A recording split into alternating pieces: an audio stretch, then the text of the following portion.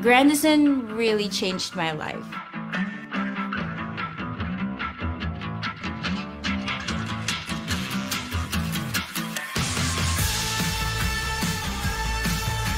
From recruitment to the end of their contract, we give them everything.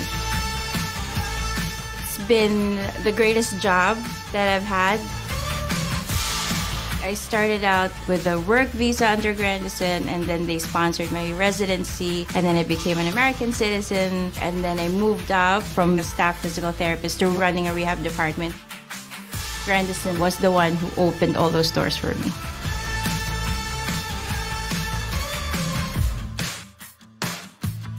We recently brought over a physical therapist that I asked her, how much are you making right now? I ran the numbers. I said, I have some interesting news for you. You'll be making in 7 hours what you made in 30 days in the Philippines.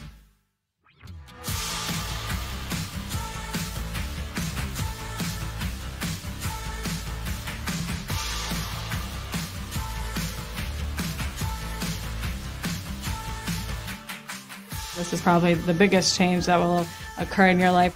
Grandison is here to hold your hand, and there is always someone to reach out to.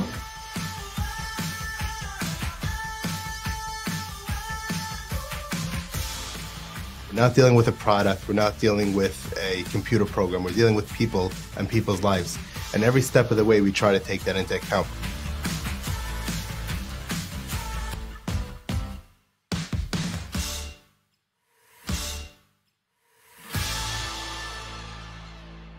Ayan. So, good afternoon, everyone. So, welcome, Good afternoon, everyone, and welcome to our another session of our Espresso Lounge, where we catch up with our PTs, OTs, and nurses, no? So, for today's session, so we will be talking about which path will you take, no? It's either the USA or USA or UK. All right. So, which path will you take? So, syempre, today we prepare, the comparative table, of which states, yung magbe-benefit ka, and advantage din for you, and also yung worth it na country for you to work abroad, no? So, let's start.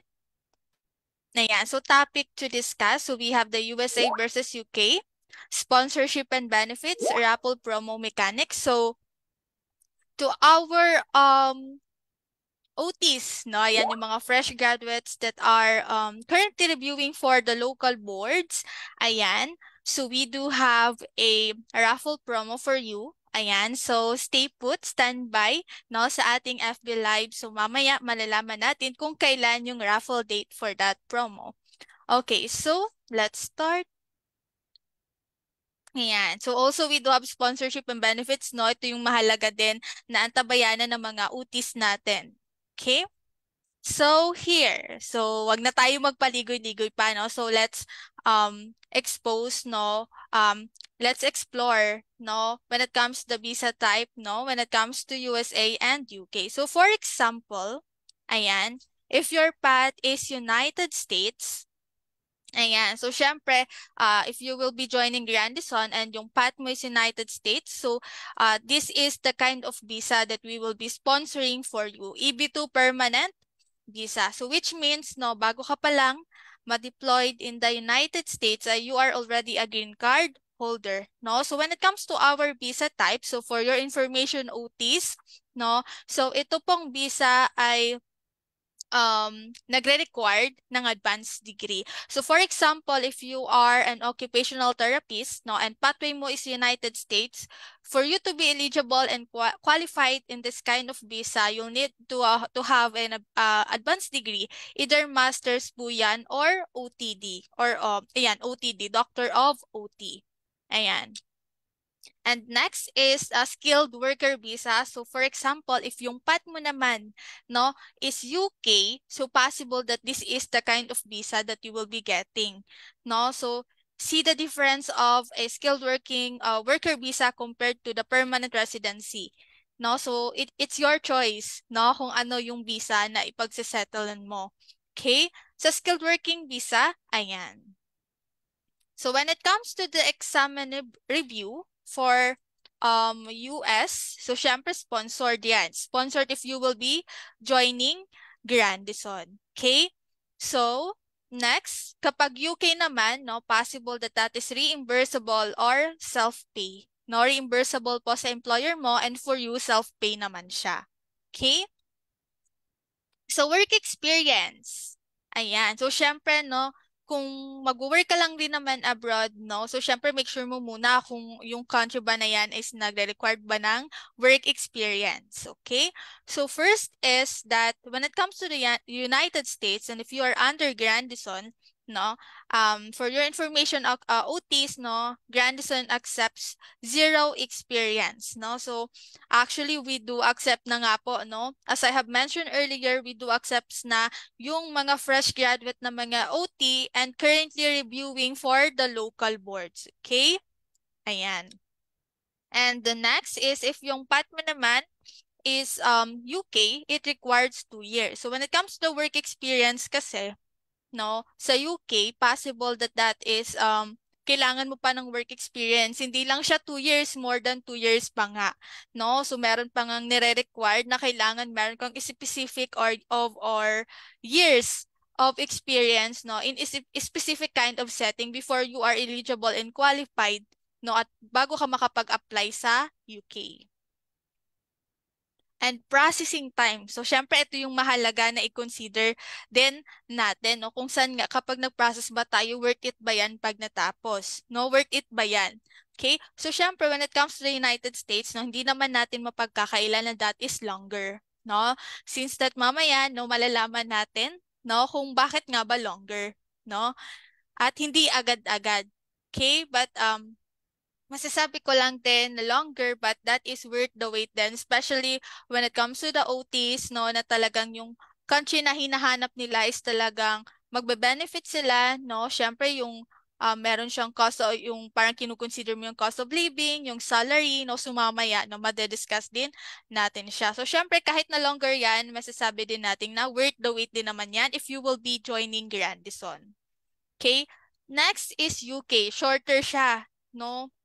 Madalian lang din, no? So sabi nga natin, USA is not for you if you want to settle for less. So we do not discriminate din naman, no, yung ganong pathways, but if kung gusto mo talaga is long-term goal, no, for example is after the processes, no, green card holder ka na, after that what's next? So syempre to earn more, no, sa country na yon, 'di ba? Okay, so again, no, don't forget that long-term goal, no? Kasi sino ba namang gusto mag-settle siya sa shorter, 'di ba?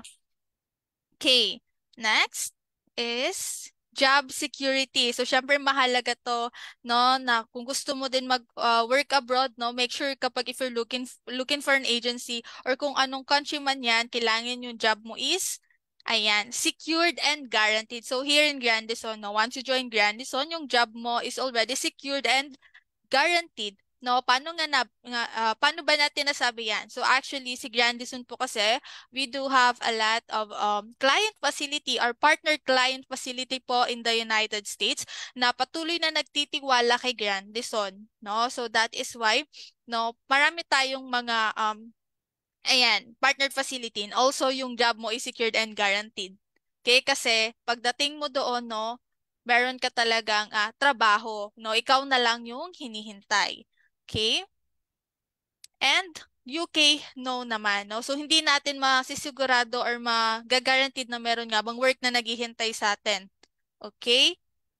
So, when it comes to the annual salary, so, syempre, that noted based on projected annual salaries for US and UK OTs, no? So, here is the annual salary, no? As you can see, this is the difference, no? If you will be choosing United States over UK, no? So, ayan. Cost of living. So, syempre, ito yung mahalaga na dapat i-consider natin as an OT, no? Kung mag-work tayo abroad, no? Kung yung salary ba natin na yon is makakabuhay ba sa atin, no? Kaya ba tayong buhayin, no? In kung anong country yung gusto nating mapuntahan. Okay, so syempre, when it comes to the cost of living, both of them is high din naman. But then, as you can see, when it comes to the job security, job security, annual salary, no, talagang angat na angat po si United States. Okay? Ayan. So, syempre, based on our discussion, which path will you take? Okay? Ayan. So here, no, if yung path mo naman is United States, so for you to visualize and to understand, no, the process, so here is the grand timeline. As early as 36 months or 3 years, you are already in the United States. Okay? Ayan. So you can see, so here, ayan. So, first step, no, if yung pathway mo is United States, no, gaya nga nang sabi natin kanina, that is longer kasi nga ito yung kailangan mong pagdaanan. Okay? Ayan. So, first step mo if you will be joining Grandison, no, as an OT, first step is the boot camp. No, boot camp is 2 weeks. No, that is the preparatory before masters. No, so boot camp is also the test of competencies and commitment.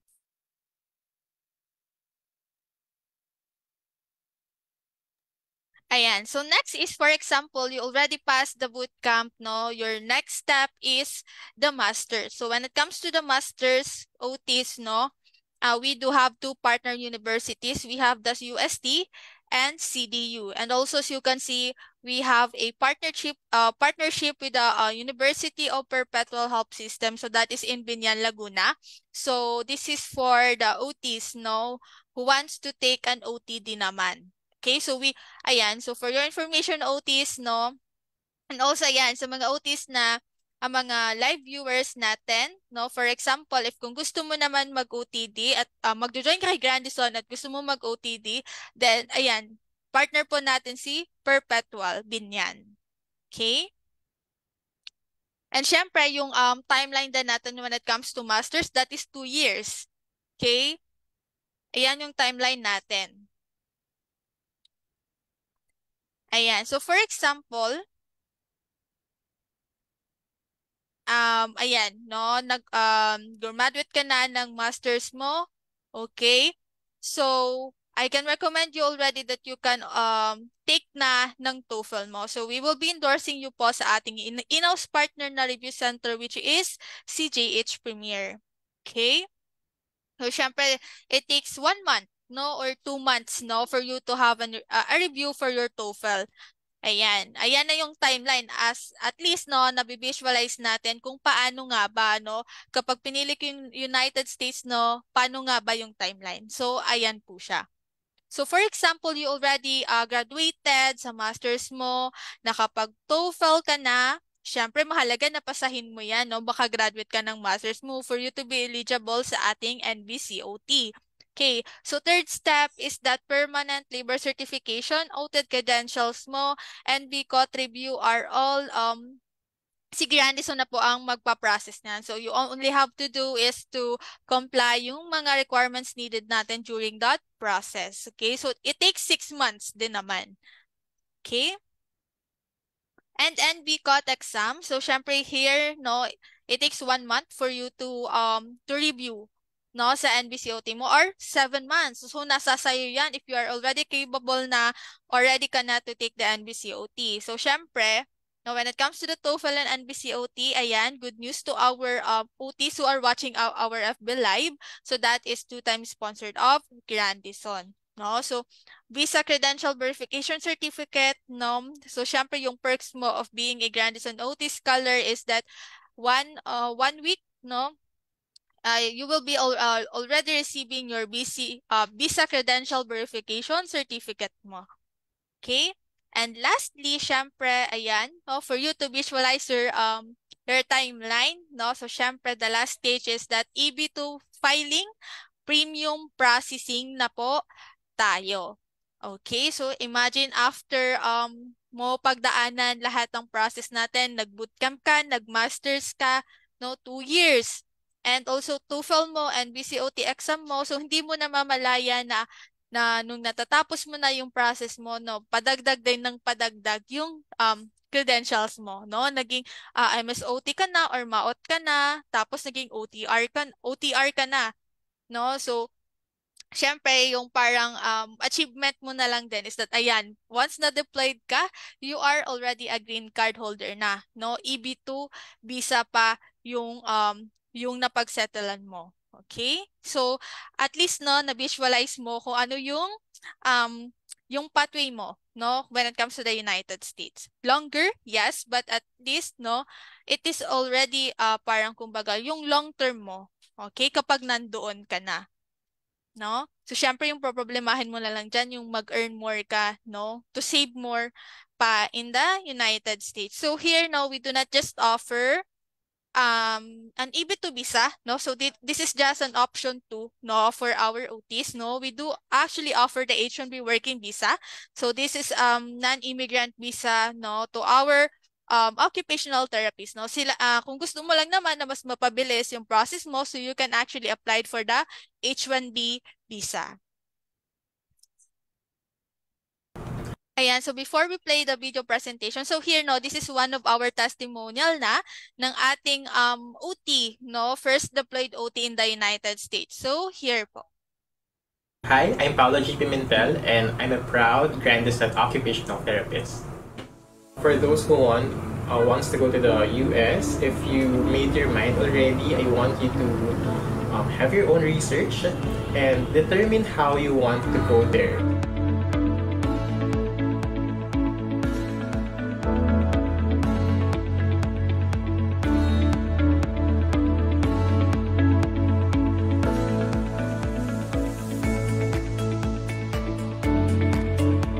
I chose Grandison because it is a credible company. I've checked their website, their Facebook page, and based from what I've read, they've been in the business for many years already, and they've sent professionals abroad.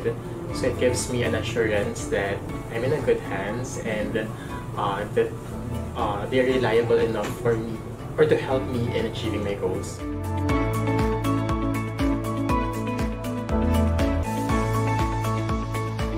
My biggest challenge would be the requirements. There are a lot of requirements in order for you to work in abroad. And for example, you have to take different examinations like NPCOT and TOEFL. But the good thing about Grandison is that they helped me throughout my journey. They provided me with resources that helped me pass my examinations. And the staff, they were there to help me comply with the different requirements. So basically, the process of sending the papers were made easy because of Grandison.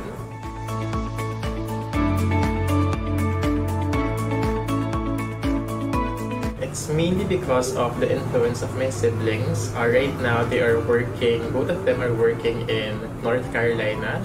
So they encourage me to work in the US as well.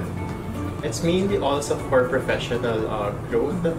I've been working here in the Philippines for almost 9 years already, and I think it's about time for me to expand my horizon, to learn new things, to work in a different environment. So that's it.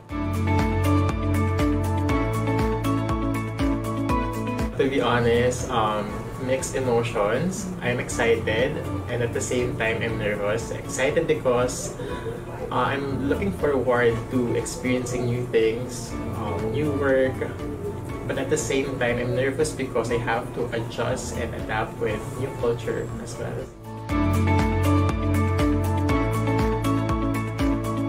I'm looking forward to visit the different tourist attractions in USA, New York. I get to see them only in movies, only in pictures. But now, I'm given the chance to see them in person.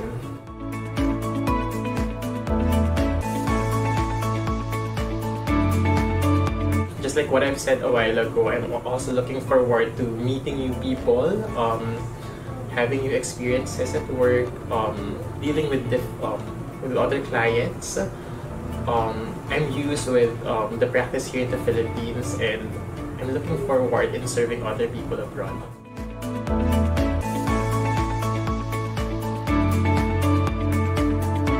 Well, there are a lot of advantages and benefits listed in their site, but I think what enticed me to sign up for them would be the free working visa application as well as the premium processing.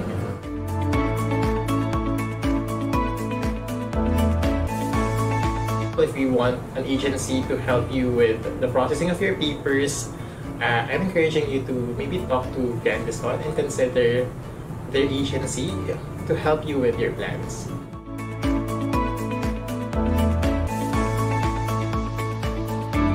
One would be my laptop, of course. It contains all of the important files and I'll be using that for documentation at work.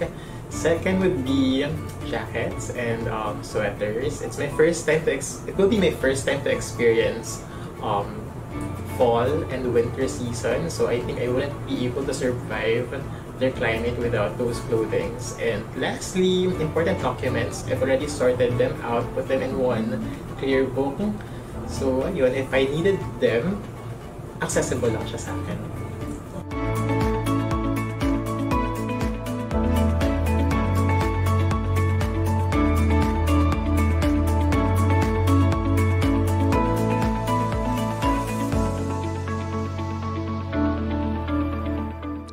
So that is one of our first deployed OT in the United States, no. So Sir Paulo was deployed lang nitong November last year, no. Ayan.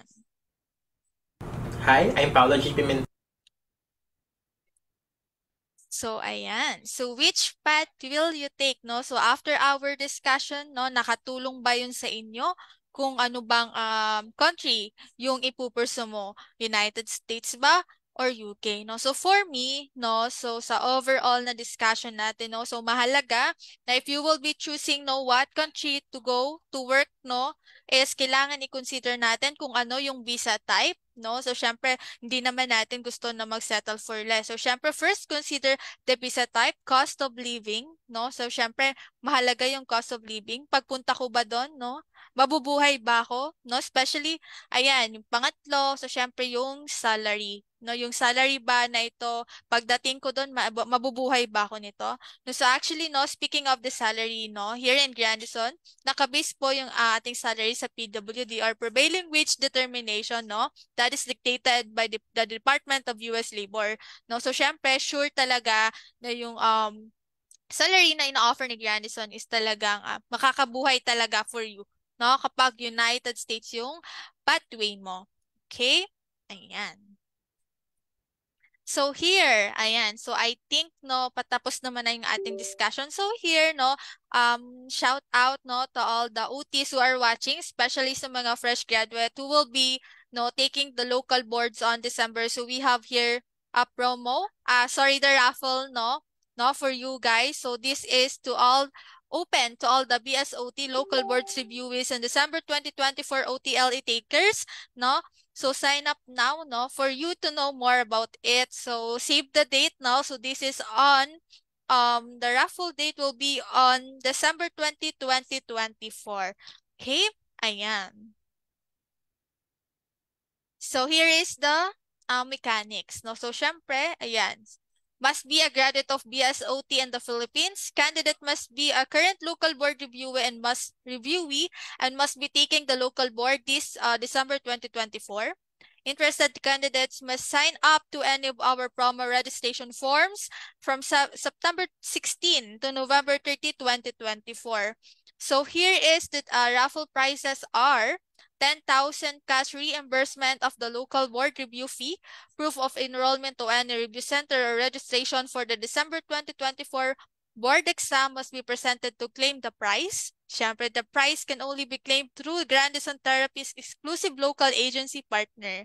And then attend the full orientation for full promo mechanics or message us through Facebook, and raffle draw is on December 20, 2024. So shout out, no, to all the OTs, no, fresh graduate that will be taking the local boards on December. Ayan. So I think we are already done, no, with our session for today. So I think ayan, so for more updates po, no, of our events, so kindly please like and follow our Grandison our Facebook page, no, Grandison Therapy. Ayan, so once again, thank you and see you on the next session, everyone. Bye-bye!